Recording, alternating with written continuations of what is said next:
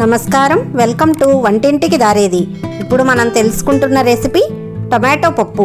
చాలా సింపుల్గా, చాలా తొందరగా, ఎంతో టేస్టీగా ఈ పప్పుని మనం తయారు చేసుకోవచ్చు. ఈ టమాటా పప్పు తయారీకై కావలసిన పదార్థాలని ముందుగా మనం తెలుసుకుందాం.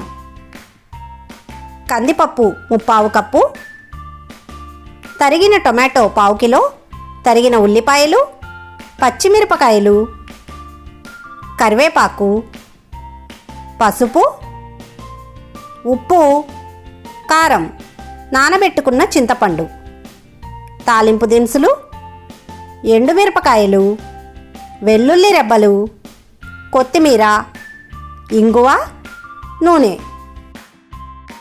ముందుగా కందిపప్పుని ఒక గిన్నెలో వేసుకొని శుభ్రంగా కడగాలి. ఇలా కడిగిన కందిపప్పులో సరిపడా నీళ్లను పోసి 30 నిమిషాల పాటు నాననివ్వాలి. ఇలా 30 నిమిషాల పాటు నానబెట్టుకున్న కందిపప్పుని ఒక ప్రెషర్ కుక్కర్లో వేసుకోవాలి.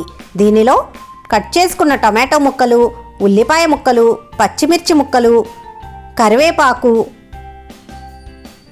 కొద్దిగా పసుపు, సరిపడా ఉప్పు,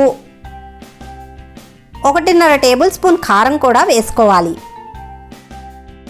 దీనిలో నానబెట్టుకున్న చింతపండు నుండి రసాన్ని తీసి ఆ రసాన్ని కూడా పోసుకోవాలి. అలాగే 1 గ్లాసు దాకా నీళ్లను పోసుకోవాలి.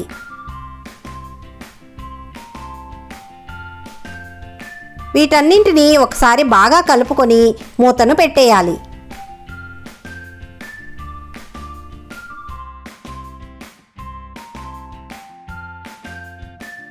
స్టవ్ వెలిగించి ఈ కుక్కర్ని స్టవ్ పై ఉంచి 3 విజిల్స్ వచ్చే వరకు ఉడికించుకోవాలి. ఈలోగా వెల్లుల్లి రెబ్బల్ని దంచుకొని పక్కనుంచుకోవాలి. 3 విజిల్స్ వచ్చిన తర్వాత, ప్రెషర్ అంతా పోయిన తర్వాత ఈ పప్పుని తీసి పక్కనుంచుకోవాలి. మళ్ళీ స్టవ్ వెలిగించి స్టవ్ పై ఒక బౌల్ని పెట్టుకోవాలి. దీనిలో 3 టేబుల్ స్పూన్ల నూనెను వేయాలి. నూనె వేడెక్కిన తర్వాత తాలింపు దినుసుల్ని వేసి ఫ్రై చేసుకోవాలి. ఇందులో దంచుకున్న వెల్లుల్లిని వేసి కలుపుకోవాలి. దీనిలో కరివేపాకును వేసి ఒకసారి బాగా కలుపుకోవాలి. ఇందులో 2 ఎండుమిరపకాయలని తుంపి వేసుకోవాలి. ఇందులోనే కొద్దిగా ఇంగువను కూడా వేసి బాగా కలిపి ఫ్రై చేసుకోవాలి. దీనిలో ముందుగా ఉడికించుకున్న పప్పును వేసి బాగా కలుపుకోవాలి. తాలింపు అంతా కూడా బాగా కలిసేలా కలుపుకోవాలి. మీ కన్సిస్టెన్సీకి తగినట్లుగా నీళ్లను పోసుకొని అడ్జస్ట్ చేసుకోవాలి. అలాగే ఉప్పు కారాలని కూడా సరిచూసుకోవాలి. దీనిలో కొద్దిగా కొత్తిమీరని వేసుకొని బాగా కలుపుకొని 1 ఉడుకు వచ్చే వరకు ఉడికించుకోవాలి.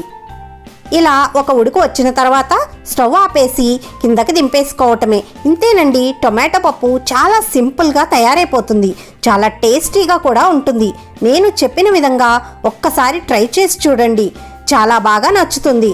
అలాగే అన్నంలో దీనితో పాటుగా ఏవైనా వడియాలు కానీ అప్పడాలను కానీ ట్రై చేయండి, చాలా టేస్టీగా ఉంటాయి.